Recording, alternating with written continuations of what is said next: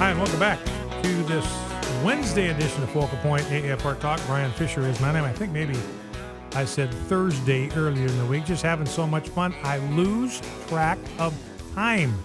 This is the Wednesday edition of Focal Point AFR Talk. And it's really nice to have friends in high places. Here's a story, Associated Press out of California.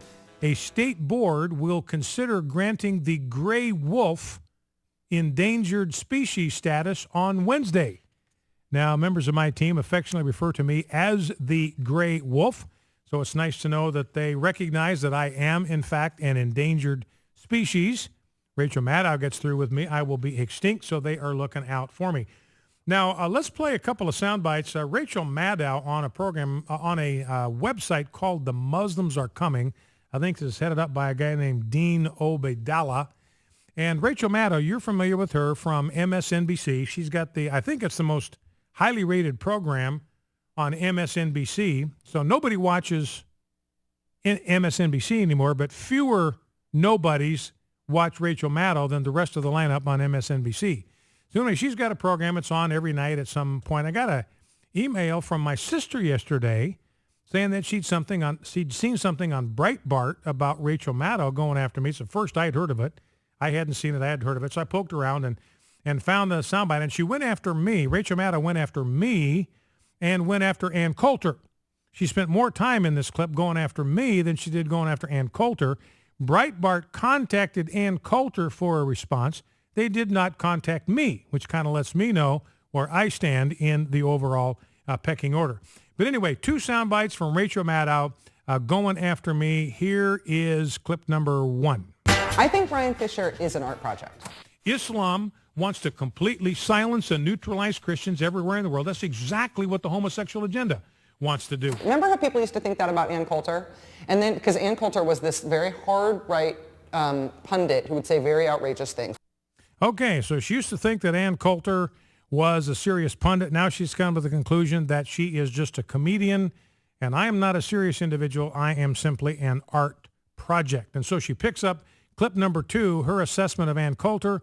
She leads into her assessment of yours truly. Ann Coulter was revealed not as a political player or even as a pundit, but essentially as a comedian. She's a conservative comedian. That's what all of her books and all of her appearances are now. Right, okay, that's a form of performance art. I think the same thing about Brian Fisher. Grizzly bears do not observe boundaries.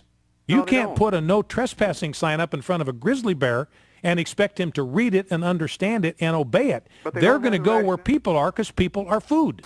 It's one thing for Brian Fisher to be talking about the homosexual agenda. It's another thing for him to be talking about, wanting to put up the 10 Commandments somewhere, one of those things. But Brian Fisher is talking about grizzly bears? That's why you got to shoot them. You don't have to shoot them. Yes, you do, or they're going to eat you. Okay, then if it's a choice between me and the grizzly bear is going down. Brian Fisher thinks that grizzly bears are a grave satanic threat to America, and we must wipe them out. We've got to go kill those bears, because those bears are, I don't know if they're actually from hell, or if it's just that they kill Americans, and so bears have to be stopped.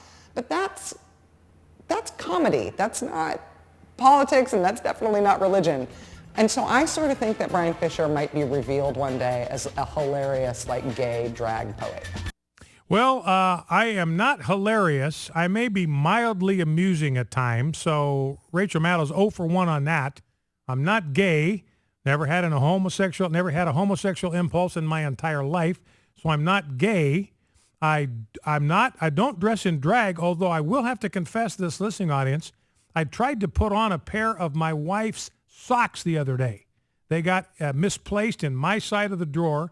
I thought they were kind of tight, and it was a real stretch to pull them on. So almost for about 30 seconds, I was actually wearing my wife's clothes. So that's a confession from me to you before I realized I was putting on her socks instead of mine. So I don't go around dressed in drag, so she's 0 for 3. I'm not hilarious.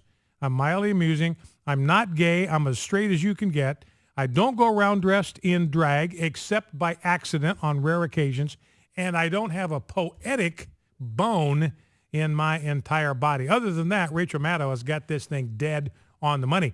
And that the business about the bear thing, Jeff actually Jeff, you cut that up as kind of a separate little audio bite. That was a phone conversation with a caller, right? Remember that? Yeah, we did that. We made a little video out of it. I should go look for that again. Yeah, and apparently she found that because that's what she was using. It basically was the audio track with some pictures, I think, that you had put up there. Oh, so it's my fault now. Well, yeah. I mean, Okay. you're the one that got me in trouble. If you hadn't done that, Jeff, this wouldn't be happening to me. These terrible things wouldn't my be happening apologies. to me. But if you remember, Jeff, as I remember the conversation with that guy, is I was talking about the fact that, look, with grizzly bears, we ought to shoot those man-eaters on sight. They are man-eaters. They are man-killers. We see a grizzly bear in the wild, we ought to shoot first and ask questions later. And so this guy said, no, we just ought to have these zones where bears are free to go. We have people zones and we have grizzly bear zones. And we get the grizzly bears to stay out of the people zones, and everybody will be happy. Right, and this was on the back of some stories there were grizzly attacks on people in a national park. I forget which one. Do you remember that? Yeah, it had something to do with grizzly bear attacks that we were talking national about. parks, and and you were saying the way that we deal with that is shoot them. Shoot those man-eaters on sight. I say that repeatedly, and every time I do, I get the animal rights activists upset. I get liberals upset with me. And so I will say it again. You see a grizzly bear, shoot that man-eater on sight. It's you or him. And you were not advocating for people just going out and killing bears. No. And you definitely were not saying they were demonic or something from... Yeah, I don't know where she got that thing. Satanic animals from hell or something like that. But, it's interesting. I've read, and I think I mentioned this when we talked about it at the time, I've read the journals of Lewis and Clark when they went to the west, and they heard stories about the grizzly bears from the Indian tribes as they were moving to the west, had never seen one, and they thought surely these Indian nations are exaggerating the danger, exaggerating the threat, and then they started running into them, and they realized that they hadn't been told the half of how savage and aggressive these animals actually could be. And coincidentally, I came across this story again from the Associated Press, North Carolina. The U.S. Forest Service is urging, this is just today, this is like the timing here can't be coincidental. The U.S. Forest Service is urging those who are outdoors in North Carolina to be careful around bears. Here's what they say. People should move slowly away from bears to a vehicle or secure vehicle. If attacked, the Forest Service recommends that people fight back with anything that is available. Smoke that, Rachel Maddow. All right, so that is our focal point update for the day. And I don't know, Debbie sent me a text, and I don't know if I should tell you what she was texting me about. So babe, if you're listening, send me a text and see if you think it's okay if I talk about that or not. Got to get clearance from headquarters. Is it about the socks? No, I already talked about dressing in drag. I did it for 30 shining seconds when I tried to pull on a pair of Debbie's socks, and Debbie said absolutely not. The thing that she texted me about, I absolutely am would be unwise for me to reveal the content of what I have. That's as far as I'm going. As she said, the discretion would be the better part of valor. All that stuff about what comes out of your tongue, about thinking before you speak, you just saw an example of it right there, ladies and gentlemen.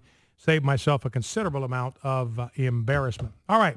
Now, Rob, if we can grab a second clip here, a second segment in this first clip.